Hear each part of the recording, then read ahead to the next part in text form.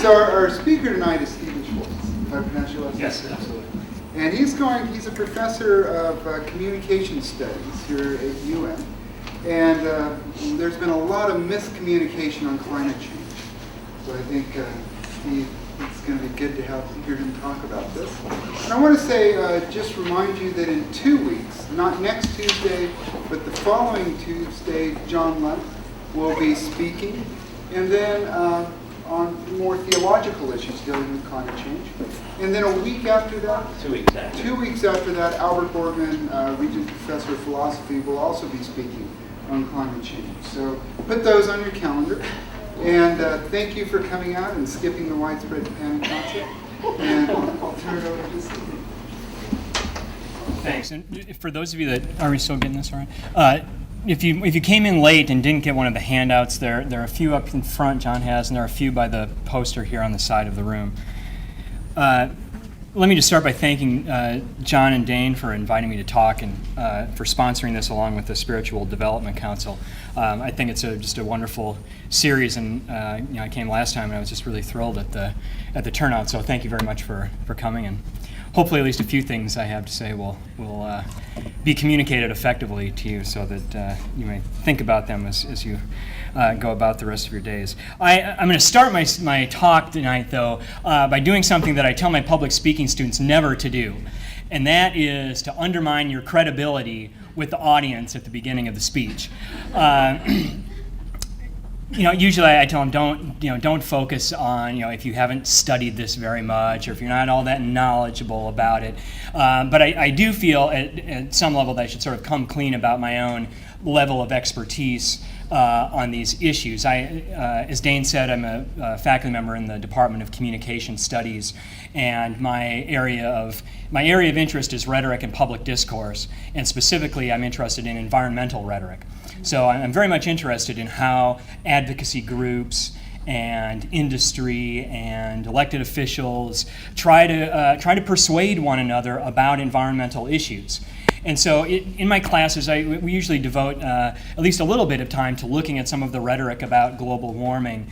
And so I'm familiar with some of that, but for well, two things. One is that my main area of research that I spend my time studying a lot is the asbestos situation in Libya. And so that's where kind of my main research emphasis lies, or has been going for the past several years. But at the same time, what I wanted to do for this group is to pull back from my focus on environmental rhetoric to talk more about global warming and climate change communication in general.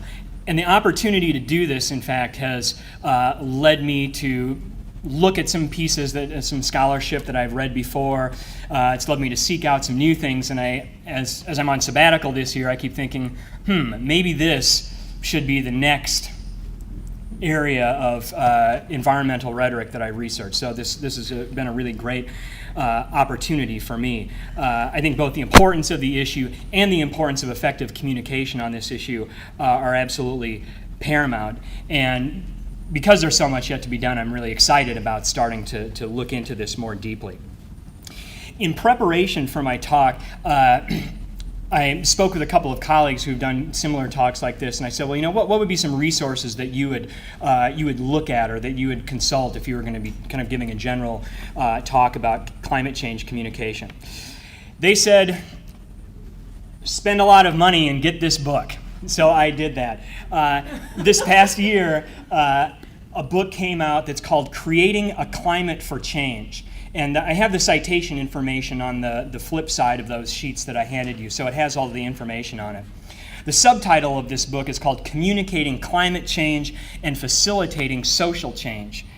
The two women who edited this book are at the National Center for Atmospheric Research in Boulder, and several years ago, they got a MacArthur Foundation grant. They pulled together academics, business people, NGOs, and had a 3-day sit-down to talk about how can we communicate more effectively about climate change.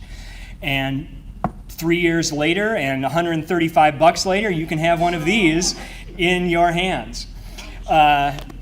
So I decided to take the plunge and put the taxpayer dollars in Montana to good work and buy that book.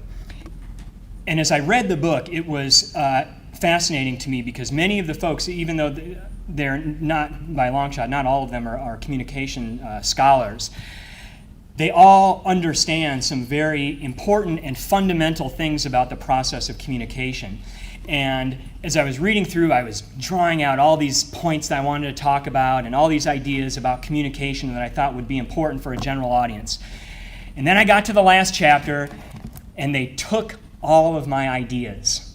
Every single point that I wanted to make was one that they had summarized well.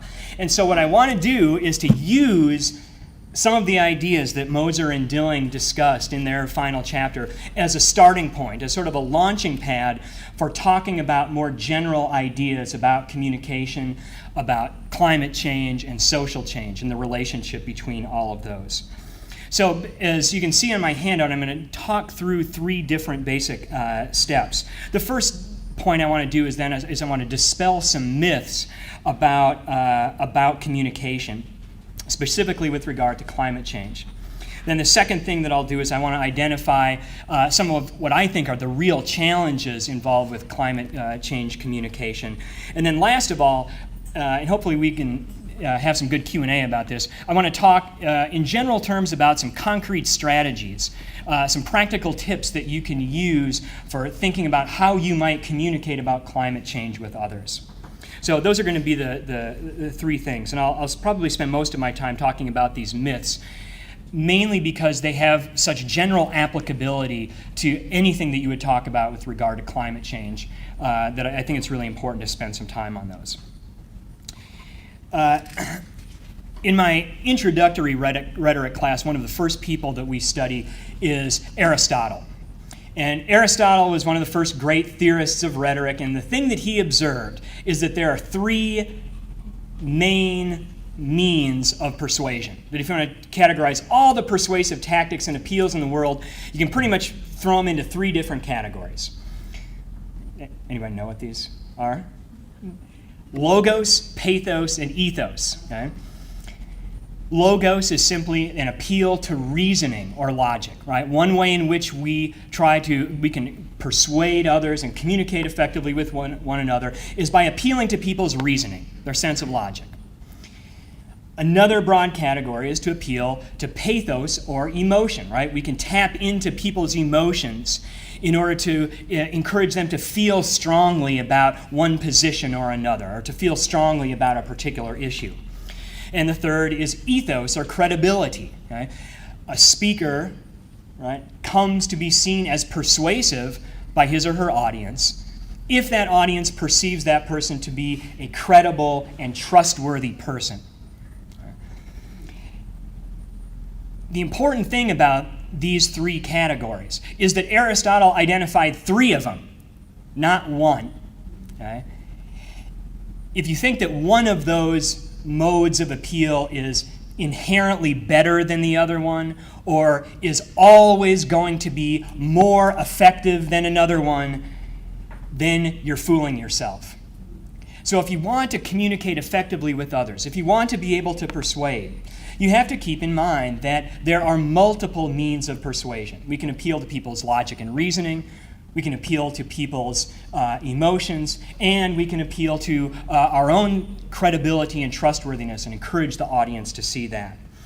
Unfortunately, a lot of assumptions about communication and about climate change communication in particular often forget Aristotle's basic observation that there are 3 different types of persuasion. And so if you take a look at the handout that I gave to you, these common myths about communication, climate change, and social change, I pull out several misconceptions about communication, kind of adapting ones that come from this book by Moser and Dilling. And I lump them into 3 different categories. They seem to gravitate in a certain way. The first mistake that we can make about communication is the rationality problem. And the rationality problem basically is the assumption, the misguided assumption, that people are computers. That the way we operate is by taking in evidence processing that evidence rationally, and coming up with logical conclusions. Right? This assumption is the idea that the world is populated by completely rational people, that decisions are made on the basis of sound evidence. Right? Everyone in the world is Spock from Star Trek. Right?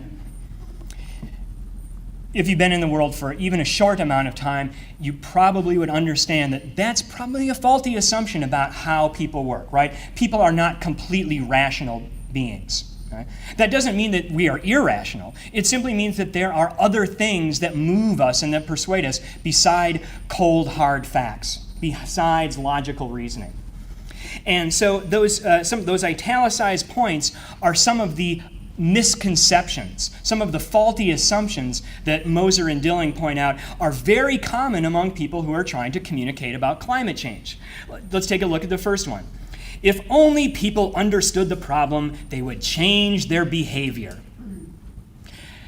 This is probably one of the most faulty assumptions, right? The belief that knowledge about something is the same as or will necessarily lead to behavior change about that, right? If that were the case, right, no doctors or nurses would ever smoke cigarettes, right? If we knew, right, if we had knowledge, it would necessarily create behavior change? Not necessarily, right?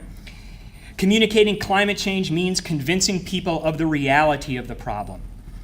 Well, again, this assumption is that information, right, getting information about the reality of the problem is the same as truly understanding it and being moved to do something about it. It's one thing to have a big pile of data, a bunch of numbers and statistics available to you, but it's quite another thing to truly grasp and understand what that data and information means. In other words, there's a difference between having information and having knowledge. The next idea, scientific certainty is the main obstacle to action. This too is a faulty assumption about climate change. And it may be that there is some uncertainty about climate change, but the most recent public opinion data suggests otherwise. Just last week, okay, there was a study that came out of Yale. It was developed by the Gallup poll. It was essentially an update of a public opinion study that was done 3 or 4 years ago by the Yale School of Forestry. And what that study found was that while the general public does still perceive that there is uncertainty in the science about climate change, something like 40 or 48% of the population in the United States believes that there is still scientific uncertainty about the basic processes of climate change. In spite of that fact, good majorities of the population perceive that climate change is an urgent problem, and even greater majorities, something in the range of 80 to 90%, support specific energy efficiency measures and would be willing to pay more for it. So in other words, right, even though people think there may be uncertainty about climate change, the population has made up its mind. So the scientific uncertainty doesn't bother them. They believe the problem is urgent, they believe that we need to do something about the problem, and they are willing to take a financial hit in order to address those problems. So again, this idea that scientific knowledge, if we could just get the scientific knowledge perfected, to assume that that is the most important factor for people and that it leads seamlessly to action isn't necessarily true. And finally, appealing to people's rational side is the most effective way to communicate. Again, this is simply not borne out by looking at the most prevalent, ubiquitous, and lucrative communication practice in our culture. Go home, sit down in front of the television, and watch a few ads. And then come back and tell me that, yes, rationality is the way that people want to communicate effectively. Okay? Just go watch a few car ads, or any ads for that matter, right? Folks who get paid the big bucks to produce effective communication aren't necessarily appealing to rationality. Okay? Now, why is it that this desire for rationality and clear knowledge is so prevalent in our thinking about climate change communication? I think part of this lure of rationality is because, to this point, the voices of scientists have tended to dominate the discussion of climate change. Okay? their desire to have better information and to communicate rationally about this is certainly well-intentioned, but it ignores a simple fact, which is not everyone is a scientist. Right? Among scientists, right, rational debate and discussion may be the privileged way to communicate. It may be the way to persuade other scientists. But when we are talking about folks who aren't scientists, who aren't wrapped up in these technical issues on a day-to-day basis, we have to remember Aristotle's observation. There are a variety of means to persuade others. So that's the first problem, right? The assumption that what we need is more knowledge, and if we get more knowledge and it's clear, people will change their behavior. Faulty assumptions. The second problem is the emotion problem. And this is sort of the flip side of the rationality problem, right? Is that, well, look, if people aren't dimming up to what the science says, the way we do it is we tug at their heartstrings, right? We use fear appeals, or we guilt people into changing their behavior, right? And so some people will have assumptions that are rooted in this idea that we have to tap into people's emotions. So the first one, maybe if we just scare people, they'll get how urgent climate change is, right? And so we think about what are the most dangerous, fear-evoking, terrorizing scenarios that we can get. And if we can amp it up enough, by God, then people will really people's minds will change. Maybe if we just scare people, they'll get how urgent climate change is. Well, maybe they will. Maybe they'll get it. Or maybe they'll call people Chicken Little who make those fear appeals. Or maybe they'll get enraged and defensive at our attempts to change them, and they'll harbor resentment toward anyone who gets to try them to change their ways. Right? Fear appeals, right? Guilt appeals, especially, may make people resentful of attempts to change them. Or maybe they'll go into denial that the problem even exists, because to confront it honestly would force a fundamental re-examination of their life and their society. Right? Fear appeals can often lead to denial. But maybe if we just scare people, they'll get how urgent climate change is. Or maybe they'll be so overwhelmed by the problem that they'll curl into a little ball and completely disengage from society. They will refuse to participate. Or maybe they'll get the urgency of climate change, and they'll get the sheer scope of climate change.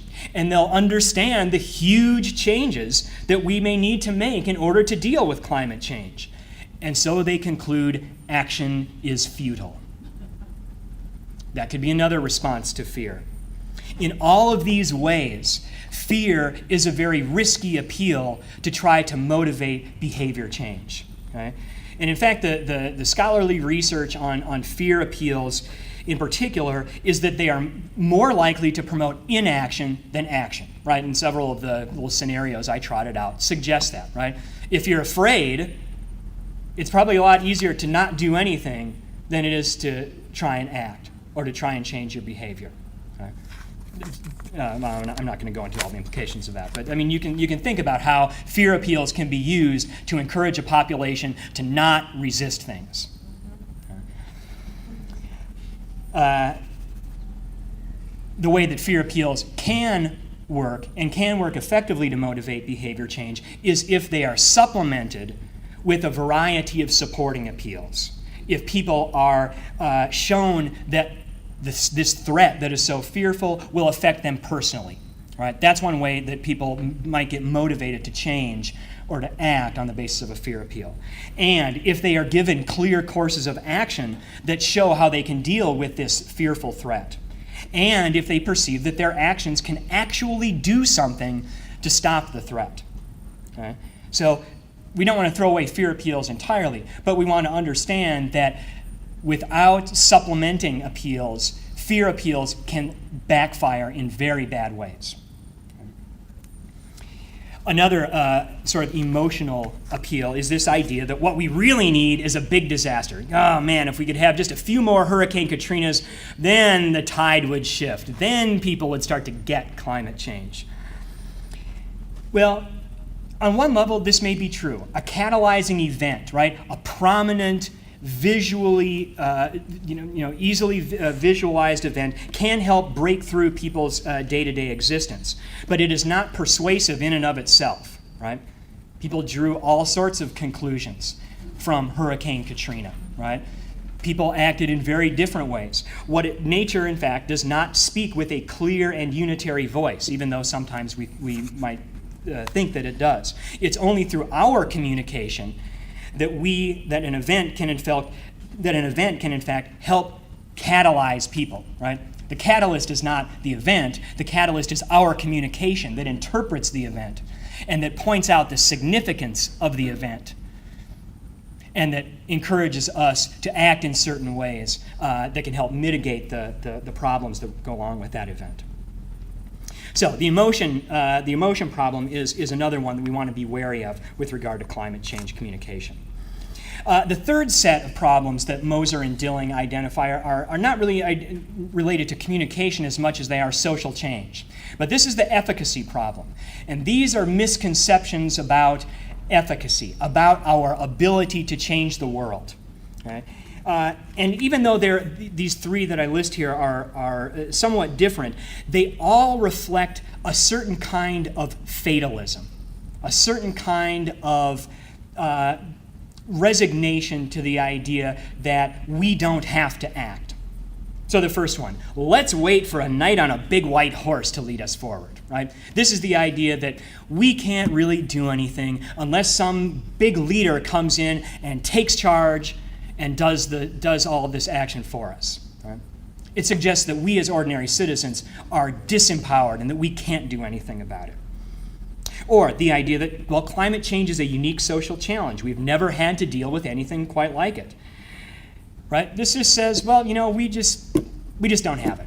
We're just not equipped to deal with a problem like this. We're just unable to fundamentally change the structure of our society. We're unable to change the basis of our economic and political systems. Some scholars have argued that in our own country, if we want to talk about a social problem that is as deeply ingrained in our culture and that is deeply rooted in economic and political structures as is climate change, we might do well to think about slavery. And it took a long time to change it. And people said it's going to radically undermine our economy. Right? We won't be able to survive without it. But in fact, over time, we were able to change that fundamental problem in our society. Or the last one, the idea that good values will produce good outcomes for the climate. This is sort of the Pollyanna idea, right? Is we just need to have the right values. We just need to have the right commitments, right? We just need to feel the right way about this and things will change. That's not necessarily the case either, right? In fact, right, we have differing values and we have conflicts between very important values. We still need to figure those value conflicts out. It's not enough just to have the right ideas and the right value commitments. It still takes work. It takes struggle to figure out how we're going to deal with those kinds of issues. So in all these ways, right, these are some common assumptions that I think we need to move beyond or get past in order to think about communication that will actually help people change their behaviors and will help us as a society to change our own behaviors. In addition to these problems, there are a whole host of other obstacles to addressing climate change. This first set are what I would call physical obstacles. They're obstacles that are rooted in the actual physical or natural conditions of climate change itself. These are all aspects or characteristics of climate change itself that make climate change hard to deal with. The lack of immediacy, right? The idea that it's not happening now, or that it doesn't necessarily have a clear impact on me right at this very moment, right? The lack of the immediacy of climate change can be an obstacle for many people. Or the idea that impacts are perceived as being distant, right? The real impacts of climate change are far away, right? They're happening in the Arctic, or they're happening in Tuvalu, or they're maybe happening in Bangladesh, but they're not really happening here. Right? Another obstacle is that causal links are very difficult to observe. I mean, this is true with any sort of natural system, but especially with climate change, right? The connection between flipping the switch and widespread changes to the climate in the globe. That's not an obvious connection, right?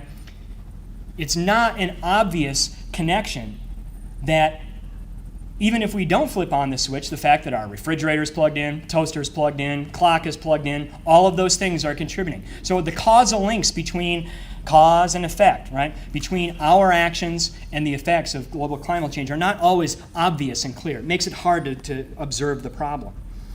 The notion of the tragedy of the commons. It's very easy not to do anything if there is a common problem that is widely shared by all.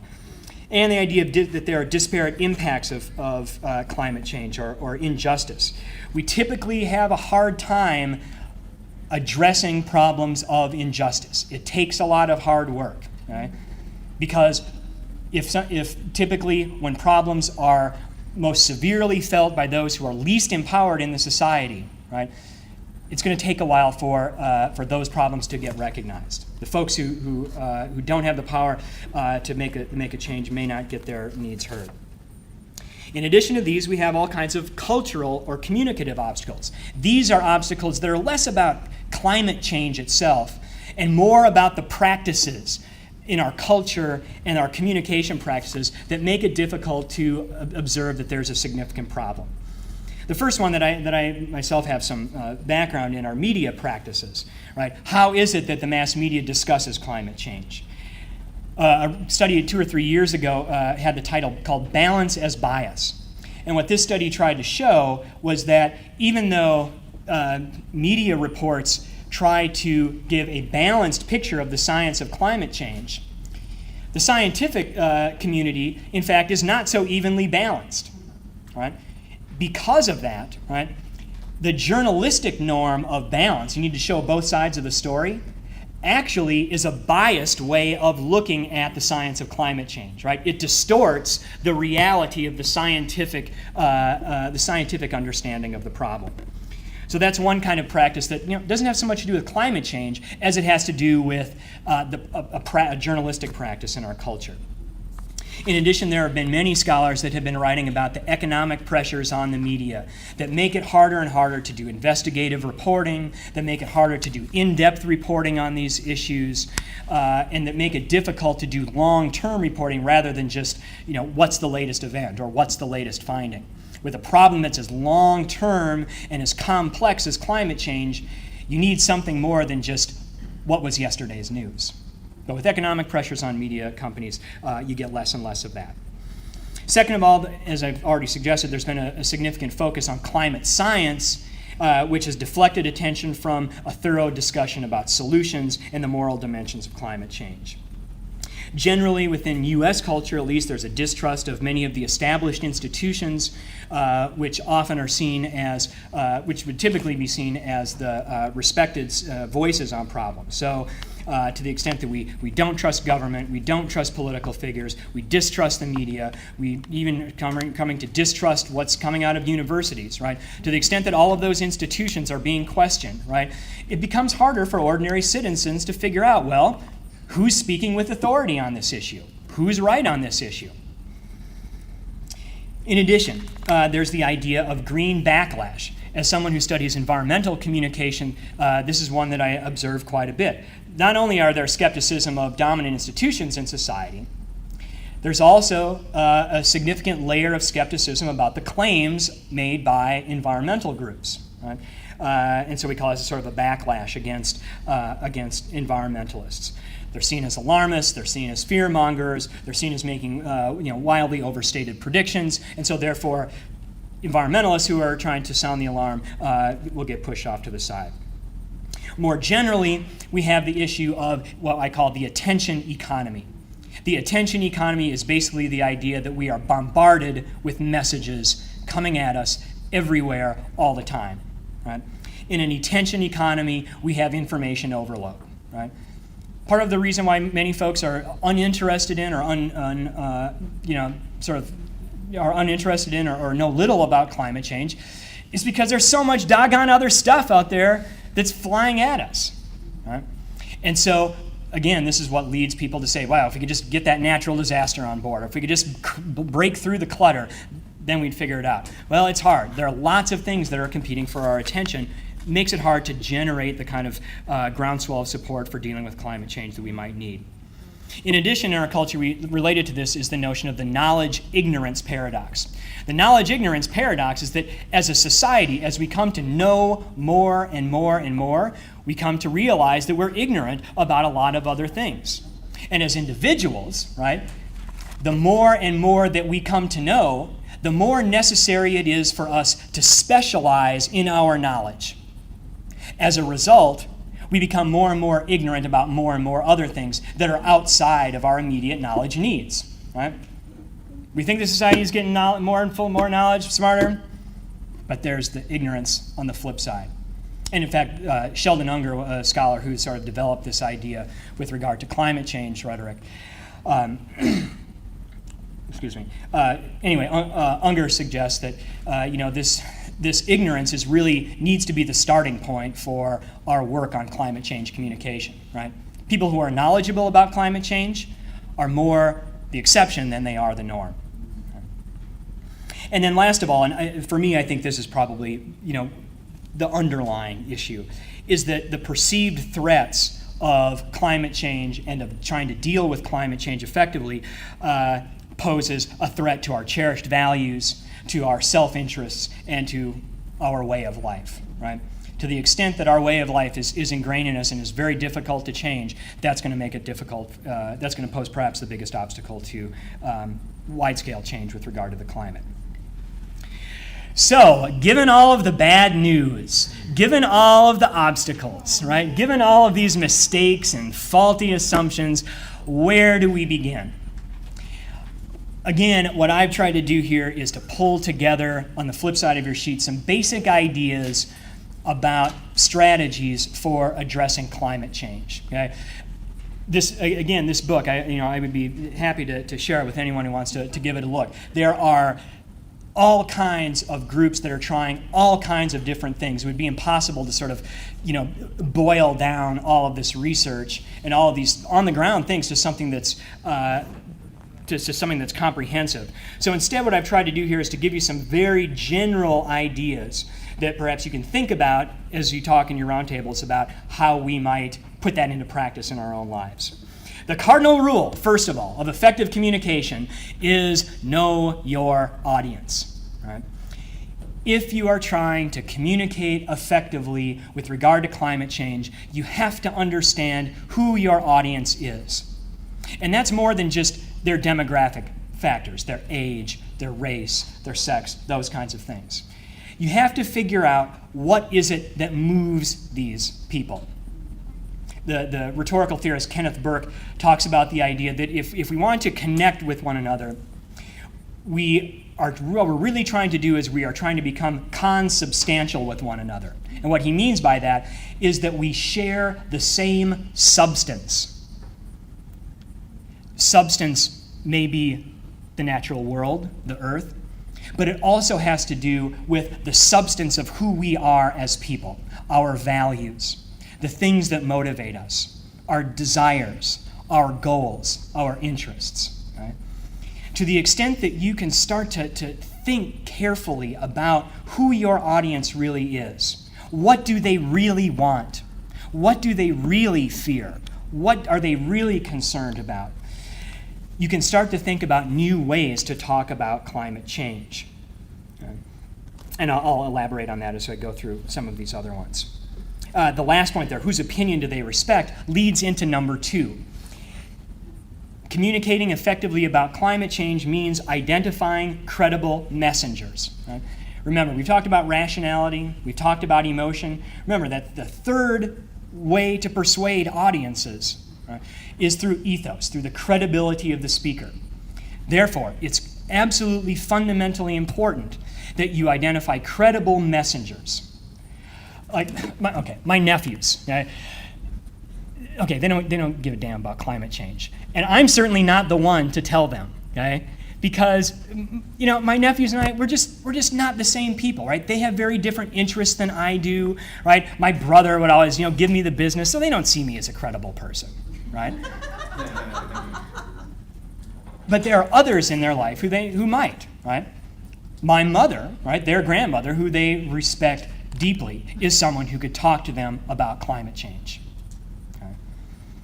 Identifying credible messengers is absolutely crucial.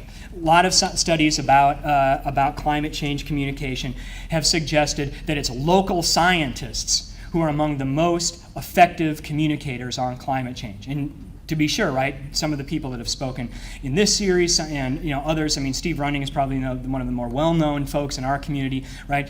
There's a reason why he's out there, right?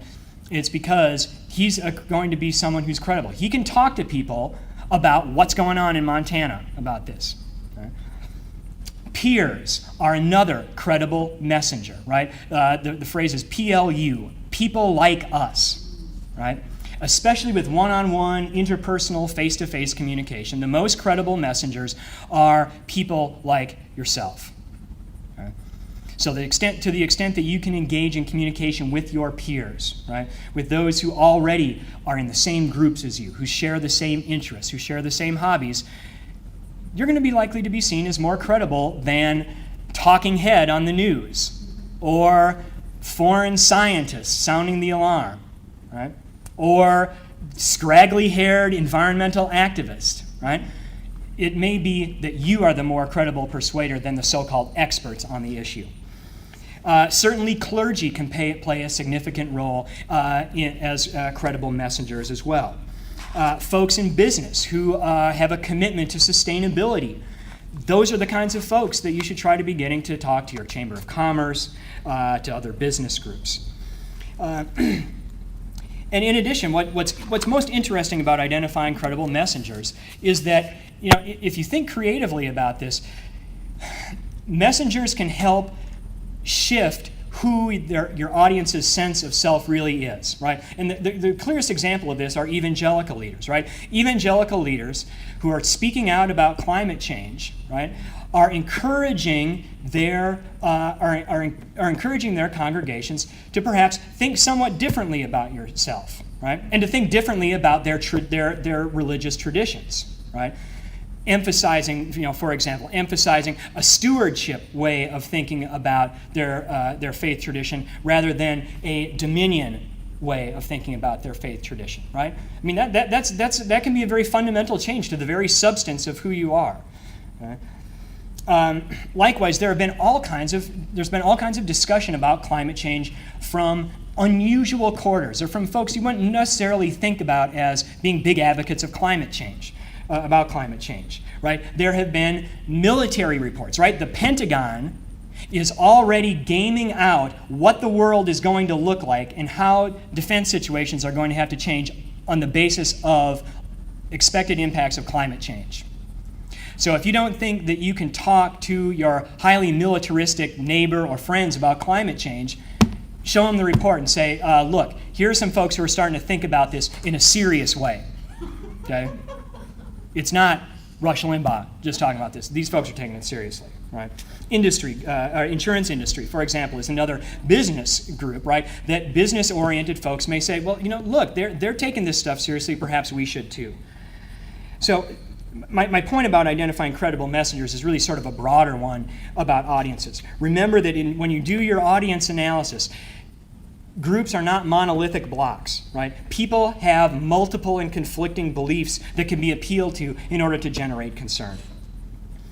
Third point, focus on local and observable impacts. In Montana, unfortunately, we've sort of got it made on this one, right? Every other day, here's what's going on in Glacier. The glaciers are going to, melt 10 years earlier than we thought, right? Here's the drought. Here's the wildfire. The seasons are getting earlier, okay? If you focus on the local and observable impacts, okay, everybody in this book makes this claim, okay? They say, people think it's bad, they think it's urgent, but they're not personally worried about it because they don't think it's going to affect them. So if you're just striking up a conversation, right, what do we always talk about? The weather. Okay? Focus on local and observable conditions. Get your interlocutor, get your conversational partner to make the observation. Don't hit them over the head with a bunch of statistics about climate change. Say, God, doesn't this drought stink? Yeah, get them to observe the conditions themselves. They are participating in their own persuasion then. In addition, focus on immediate impacts, okay? To the extent that you can, again, try and focus on those things that are close by and that are taking place now. Several of the folks in this book suggest that the opinion research shows that the Arctic is already identified by most people as being one of the clearest places where we know climate change is taking place and taking place right now. Okay? So that is certainly a symbol that resonates with people about the immediacy, the nowness of climate change. Focus on potential impacts to human health and one's children, right? Heat stroke, asthma, infectious disease, all kinds of things. And then, of course, the appeal to future generations Dane talked about a little bit last time. On a related issue, several scholars have tried to compare why the ozone problem got such direct and quick action back in the late 80s and early 90s, but global warming didn't. According to the research, global warming got twice as much media coverage. Okay? There were all kinds of prominent events, right? The '88 Yellowstone fires came right around the same time as Jim Hansen was giving his first congressional testimony. People didn't really understand the ozone problem. It didn't get as much coverage. But still, we acted on the ozone problem. Why was it? Because it could be clearly linked to skin cancer, right? There was a direct effect. It was easily observable, and it hit home, right? It wasn't far away. It was right here. Right? So to the extent that you can talk about those kinds of immediate impacts, and especially clear human health impacts, the more likely people are to stand up and say, yeah, maybe I should be personally concerned about this. Point 6, focus on solutions, not problems. Read this in several of the pieces, and it really, I think this is probably the biggest move in climate change communication right now. People that are active in climate change are pretty well set that, look, the science is at a point where we know it's happening, we know it's primarily anthropogenic, so let's get on to talking about the solutions. Okay? The quote that I pull out there from Moser and Dilling, I think, identifies 3 things that you got to do. They want to know what we can do. We want to know that we're able to do it, right? That it's possible, that I can do it, and that others are doing their share as well. Right? The things that this helps displace all of the debate about is there a scientific consensus or not, right? We're just going to say, look, we've got that one figured out. Let's make the debate about solutions and not get mired into all of the technicalities of climate change, especially with talking with ordinary citizens, with friends and neighbors. Okay? Let's start talking about solutions and not just the science. In addition, right, this can help us overcome the fear problem, right? The problem of paralysis that comes from thinking, oh, this is such a big problem. Oh, it's so huge, right? If we start talking about solutions, we can start to envision action, both on a personal level and a political level, which brings me to number 7, right? In addition to talking about personal action, try to do what you can to link your personal actions to communal action and political action, right? If you can show people that, hey, it's not just that you would be doing this, but others in your community are doing this, right? People are going to be more likely to act, and they're going to be more likely to see that, yes, my little action is contributing to something bigger. So what's going on in my community? Is my city doing something? Is my neighborhood group doing something? Is my state making a commitment? Right? To the extent that you can tie those personal actions to something bigger, then people will see that their individual actions are having an impact. And in addition, it can help to facilitate bigger kinds of changes, right? What kinds of things would make people's personal actions better? What if there were, a subsidy for buying certain kinds of cars? Or what if there were tax credits for doing certain kinds of energy conservation things? Well, we're already seeing those kinds of actions take place. Okay?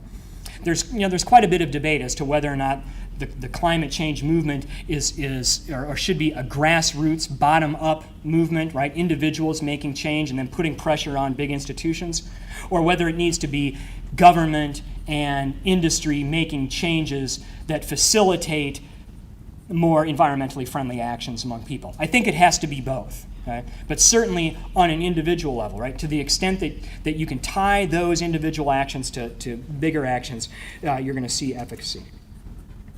Eighth, link climate change to related issues.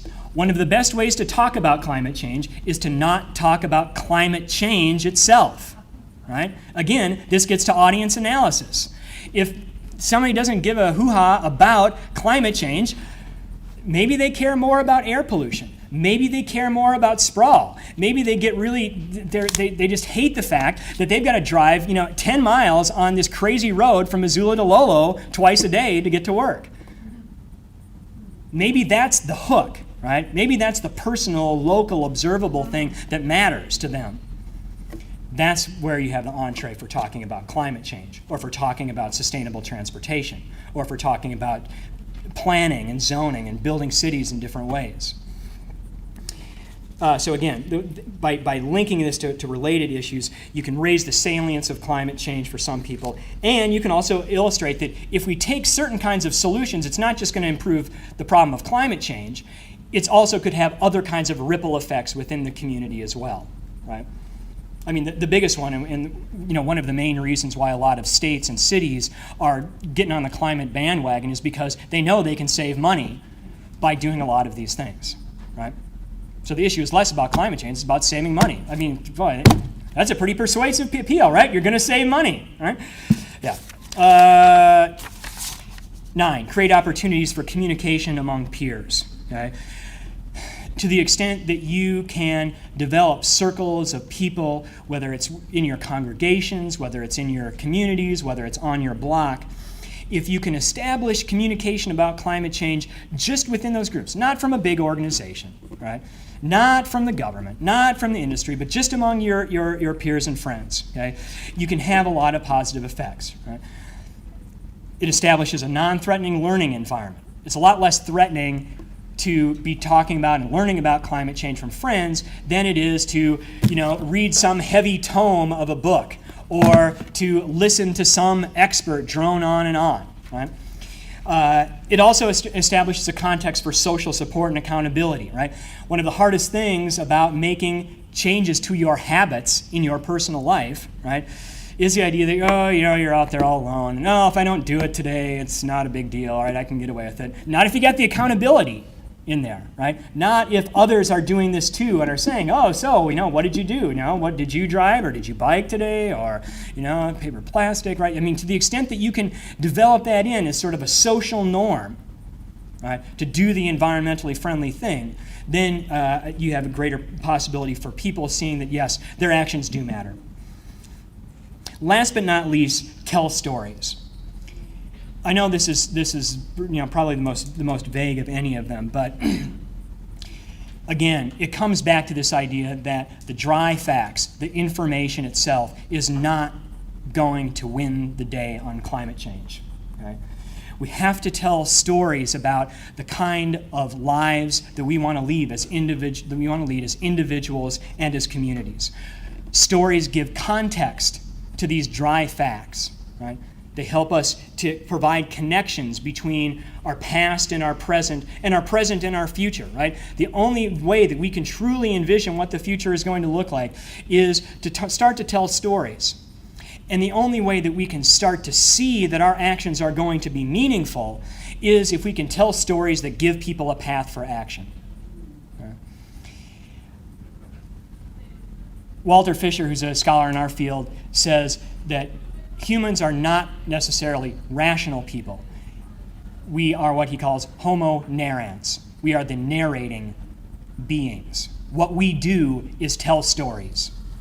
The way we make sense of our lives is we tell stories. The way we pass down values, right, whether in our churches or in our families, is by telling stories. So if we can tell stories, right, that help people contextualize both the problem of climate change and the pathways for action, I think that is a strategy that's certainly worth considering. So that's just my sort of general ideas about places where we can go on climate change, but also some things we need to watch out for. So with that, I will, turn it over to Dane, Amy is going first, right? Yeah, right? Okay. So, I'm excited. Thank you.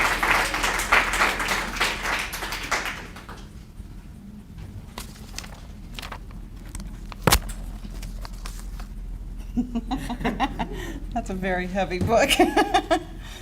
My name is Amy Carter. I'm a pastor at Steve's Church, at University Congregational Church. I love the fact that you ended with this idea of telling stories. And telling stories that gave people a path to action, because Jesus told stories.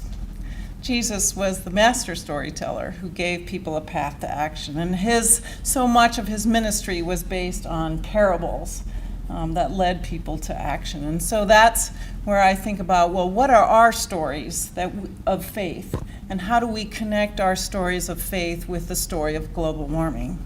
How do we do that? The other part of me, when I was looking at this first section here, when you were talking about common myths of communication, the rationality problem is the fear of the scientist. The emotional problem is the apocalypse, as we know it, in our stories of faith. And the efficacy problem is that we're waiting for a savior. We're waiting for somebody to save us.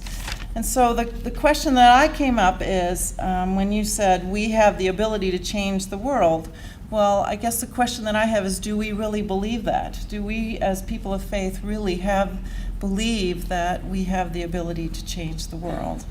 I was reminded of when Jim Wallace came here about a year ago, when he said that it was always people of faith who made changes in issues of justice in our world, with issues of abolition, through issues of suffrage, through the civil rights movement. It was churches and people of faith that really moved those issues into the forefront. And so how can we as people of faith engage issues of global warming so that we can move it more into the forefront of what matters to people? I also think that churches and communities of faith are important places where people can test our values and find support in examining how we live our lives in accordance with our values.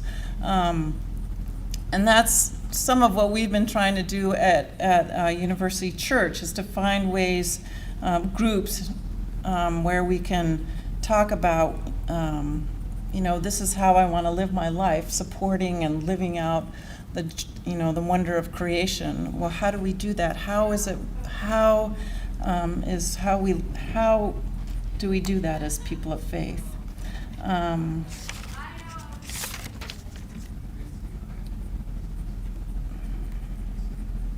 The biggest theological shift for me, when I hear you talking and when I think about global warming, is to think about how we as human beings are not the center of the earth. When we hear the story of creation, we know and understand that God saw that it was all good. Even before humanity came into existence, God created the seas and the land and all the creatures within it and saw that it was good. And so how do we shift our way of thinking so that we don't think that we're all good and that everything else has been laid out for us to use and consume? And how do we live with a sense of community and a sense of justice with all of creation? And so those are the sort of the thoughts that came to my mind. And I also think that we have we have wonderful images, especially in the Psalms, that speak about the beauty of creation. And how can we tap into that? How can we talk about God's gift, the earth as God's gift to us, as God's primary gift to us? And how can we use that language from the Psalms to really connect with people's faith and really have a sense of really creating a culture of conservation, of really creating a culture of reverence for the earth. And then the final thing I wanted to talk about is when you talked about how do you link climate change to related issues? You said, don't talk about climate change. Well, I just want to give a little example, all this credit actually goes to Claudia Brown, who's a member of our church, but back in December of last year, we had this wonderful theme in our church called Let Your Light Shine.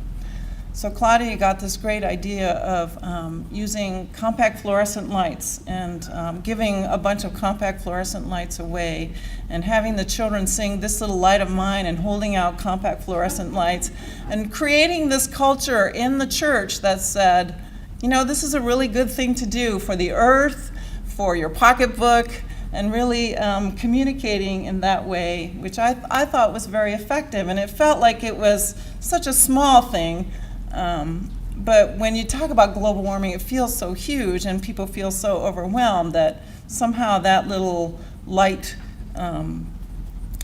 program that we had helped people sort of find one little link into this overwhelming problem.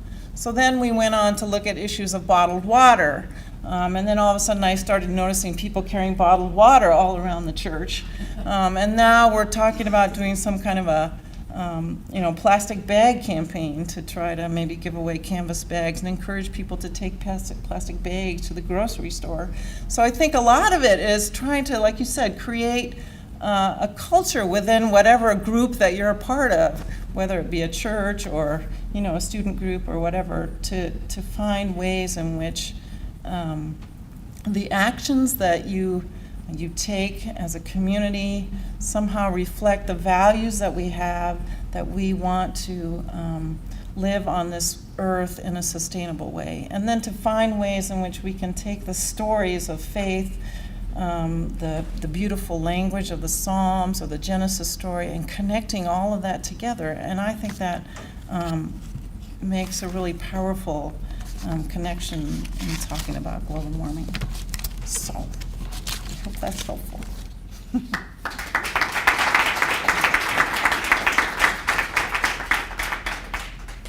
We'd like you now to start your table conversations. If there's only one or two of you who might join up, we're hoping that there'll be somebody willing to facilitate at each table. And then we'd like to give you a chance to ask our speaker any questions you thought of that you didn't get to. So some of the end of the table conversation can be a chance for more questions or discussion with the whole group. So we'll give you around 15 minutes for table talk. And I want to remind you that you have on the table the workshop registration.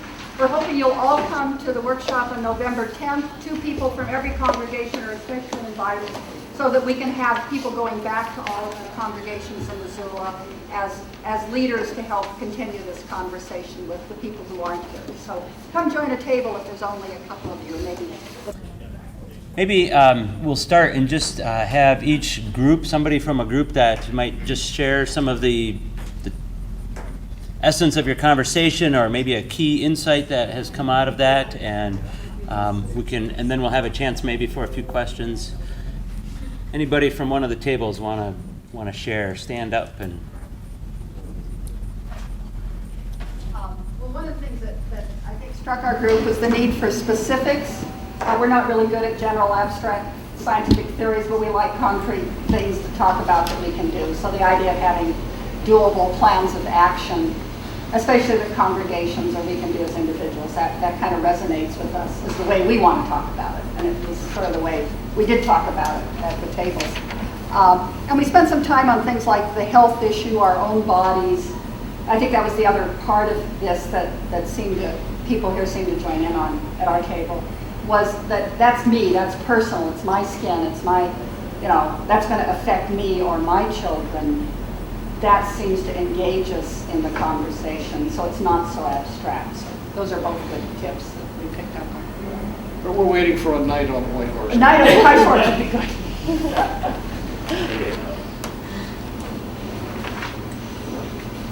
Well, how about in the back? Okay. Well, we kind of just went around and some people shared about the difficulty of talking to brothers-in-laws and parents and how hard that is to kind of convince them or get them on board to take action. I think we were kind of gained some, what would you say, some hope because you called us credible messengers. And I think that was good. I think the idea that, sort of the idea that, individuals sharing with other individuals really could make a big difference. And we did note that,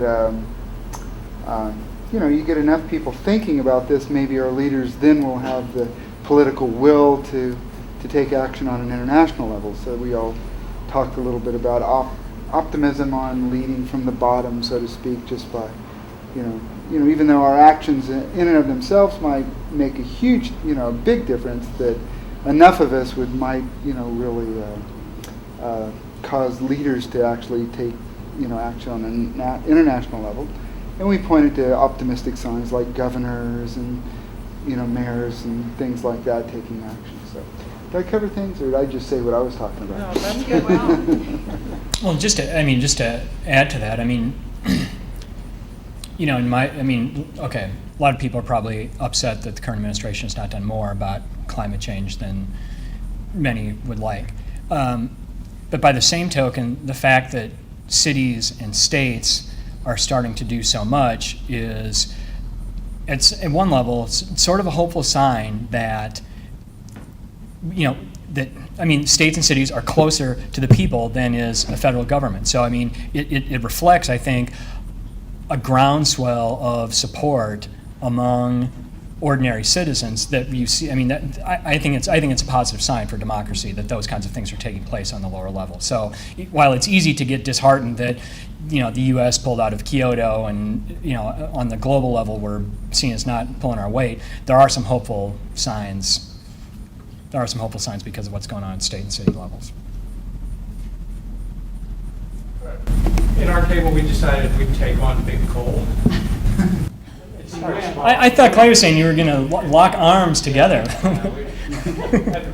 We thought we would consult with you on how to communicate about that. No charge. That's good. No consulting fee. Well, do you really want me to answer that? I think that's a difficult. I think that's an interesting and difficult strategic question because, here's where you need to think seriously about who exactly is it that you're trying to persuade. Are you trying to persuade, the general public to get really upset at big coal, or are you trying to persuade leaders of big coal to change their business practices? Or are you trying to persuade, this is probably the upshot of what I was taking, what Clyde was saying, are you trying to build an alliance with workers to suggest that perhaps their interests and the interests of management are not the same?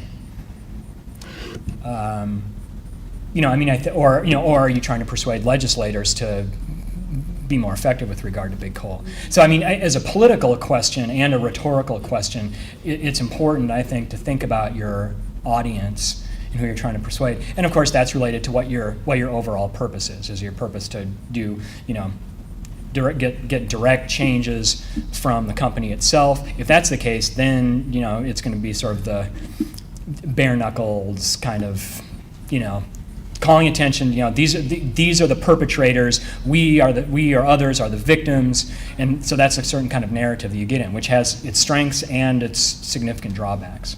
So depending on who your audience and purpose is, that's going to affect the kind of rhetorical strategies that you might use.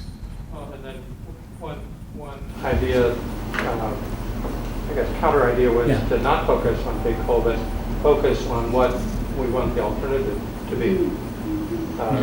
Focus on opening a path for other alternative forms of energy, which again gets back to the legislative issues as well as grassroots issues.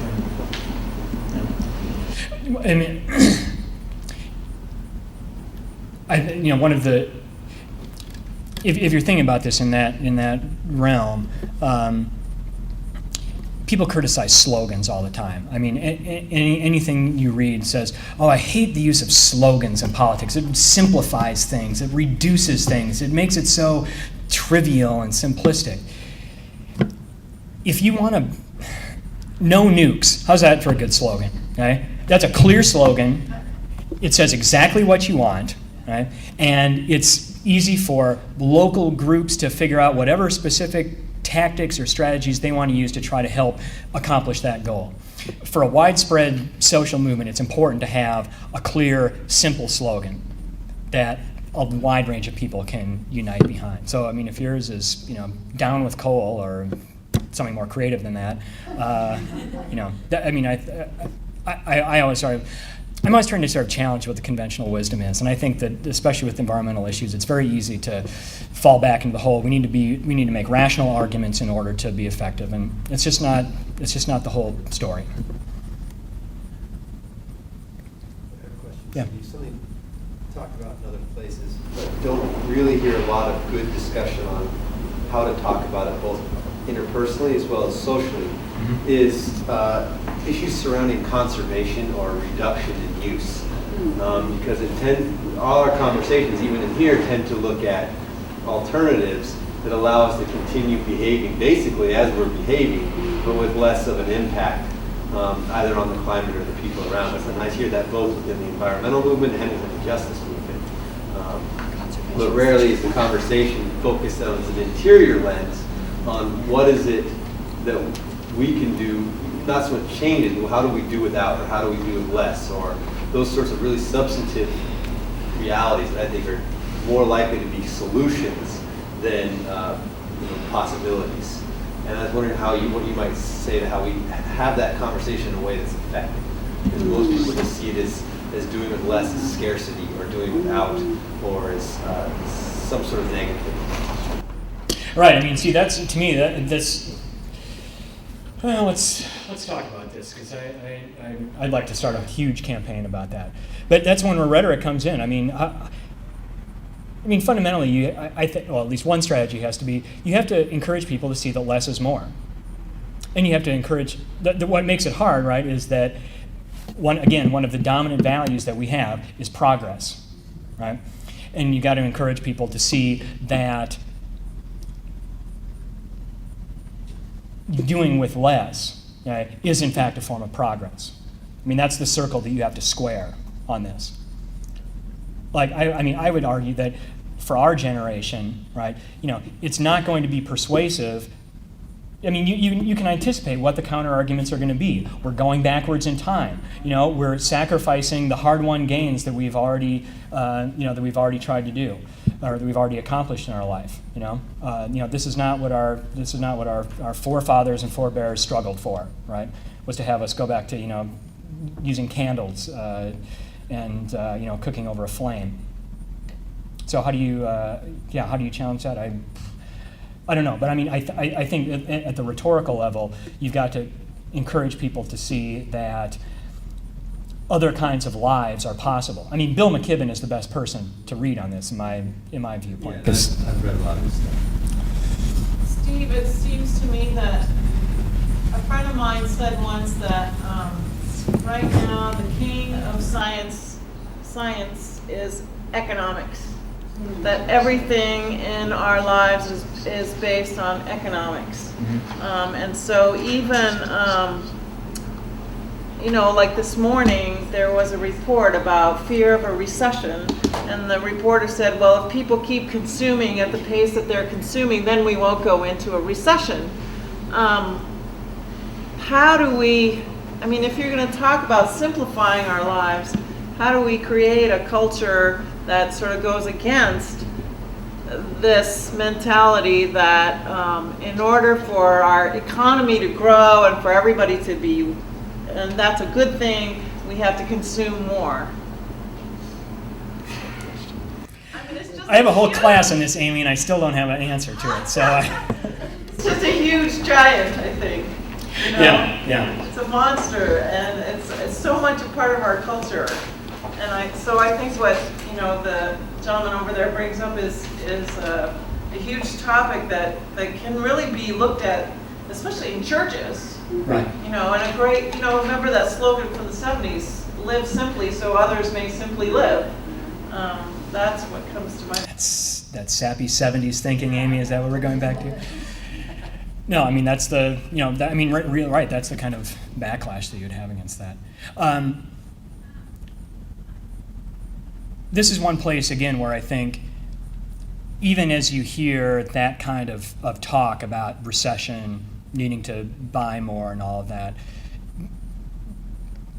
for ordinary citizens, you know, that's not necessarily the only value that they hold. I mean, this notion that we're a society that's based on, you know, sort of unbridled economic growth, I don't think everybody buys into that.